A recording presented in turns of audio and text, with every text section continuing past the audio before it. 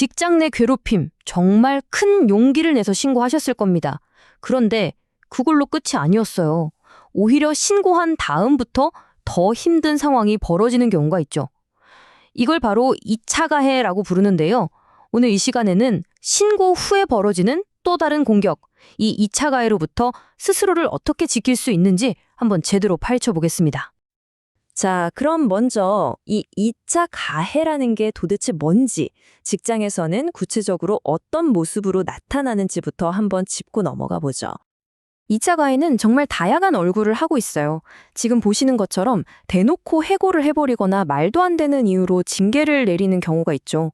아니면 더 교묘하게 동료들을 이용해서 따돌림을 만들거나 악의적인 헛소문을 퍼뜨리기도 합니다. 또 갑자기 전혀 다른 부서로 보내버리거나 승진해서 일부러 누락시키고 인사고과를 최악으로 주기도 하고요. 심지어는 멀쩡히 하던 일까지 싹 뺏어서 아무것도 못하게 만들 수도 있습니다. 이게 그냥 재수가 없어서 겪는 일이 아니고요. 우리나라 노동법에서 명백하게 금지하고 있는 불리한 조치들입니다. 네, 이런 보복성 조치가 벌어졌을 때 가장 중요한 질문이죠. 그래서 이 책임은 도대체 누가 져야 하는 걸까요? 법은 아주 명확하게 이야기합니다. 그 최종 책임은 바로 사업주, 즉 회사에게 있다는 겁니다. 그리고 이 점을 누구도 부정할 수 없게 만든 아주 역사적인 판결이 하나 있었습니다. 자, 그럼 지금부터 보복의 칼날 앞에서 속수무책이었던 직원들에게 아주 강력한 법적 방패를 쥐어준 그 결정적인 순간으로 한번 들어가 보겠습니다. 사실 보복을 금지하는 법 자체는 2001년에 처음 생겼어요. 근데 이게 좀 애매해서 있으나 마나한 법이었죠. 그렇게 무려 16년이 흐른 2017년에 드디어 대법원이 아주 중요한 판결을 내뒀습니다. 이 판결 덕분에 뭐가 보복인지에 대한 명확한 기준이 생겼고 피해자들을 지켜줄 수 있는 진짜 강력한 방패가 만들어진 거죠. 당시 대법원의 생각은 아주 간단하고 명료했습니다. 피해자가 보복이 두려워서 신고조차 못하는 상황을 막아야 한다는 거였어요. 신고를 안전하게 할 수 있는 환경을 만드는 것, 그게 바로 직장 내 괴롭힘을 뿌리 뽑는 첫걸음이니까요. 자, 그럼 이런 궁금증이 생기실 거예요. 회사가 어떤 조치를 했을 때 이게 그냥 일반적인 경영활동인지 아니면 신고에 대한 불법적인 보복인지 법원은 과연 어떻게 구분할까요? 법원은 마치 탐정처럼 여러 단서들을 종합적으로 살펴봅니다. 첫째, 그 조치가 신고 직후에 바로 이루어졌는지 시점을 보고요. 둘째, 회사가 내세우는 이유? 그러니까 혹시 신고하기 전부터 있었던 건지 아니면 핑계는 아닌지 따져봅니다.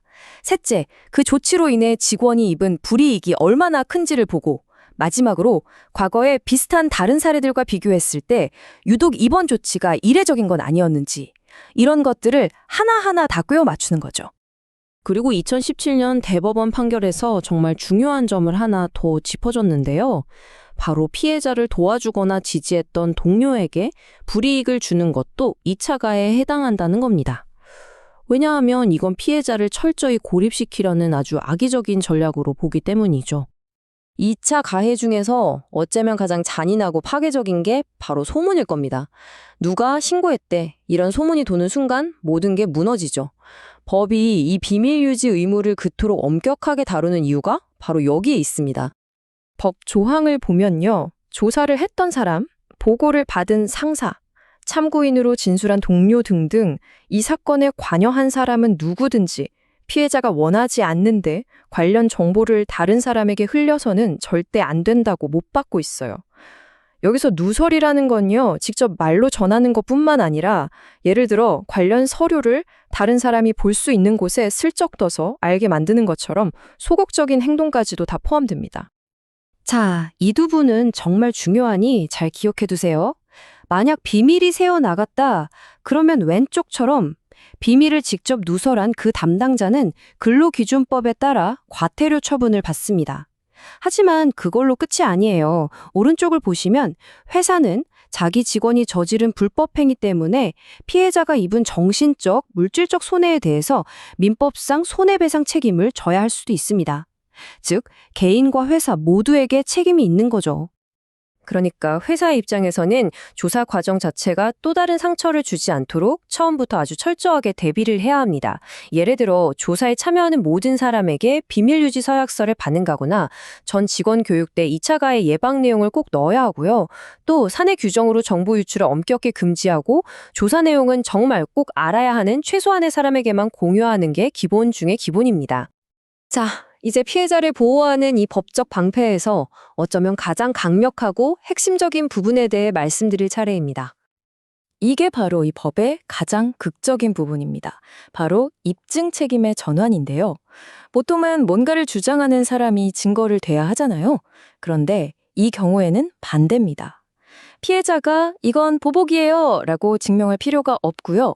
오히려 회사가 이건 보복이 절대 아니었고 아주 정당한 이유가 있었습니다 라는 걸 증명해야만 합니다. 힘의 균형이 완전히 바뀌는 거죠. 법이 이 비밀 유지 의무를 얼마나 중요하게 생각하는지는 처벌 수위를 보면 알 수 있습니다. 만약 이 의무를 위반한 개인은요, 최대 500만 원의 과태료를 물게 될 수 있습니다. 결코 가볍지 않은 금액이죠. 결국 이 모든 법 조항들은 단순히 처벌하고 책임을 묻기 위해서만 있는 게 아닙니다.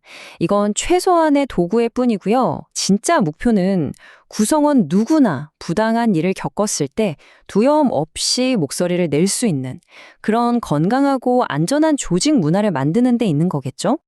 마지막으로 한번 스스로에게 질문을 던져보셨으면 합니다. 지금 여러분이 다니고 있는 회사는 누군가 용기를 내어 목소리를 냈을 때 그것이 문제 해결의 시작이 되는 곳인가요? 아니면 끔찍한 2차 가해의 시작이 되는 곳인가요?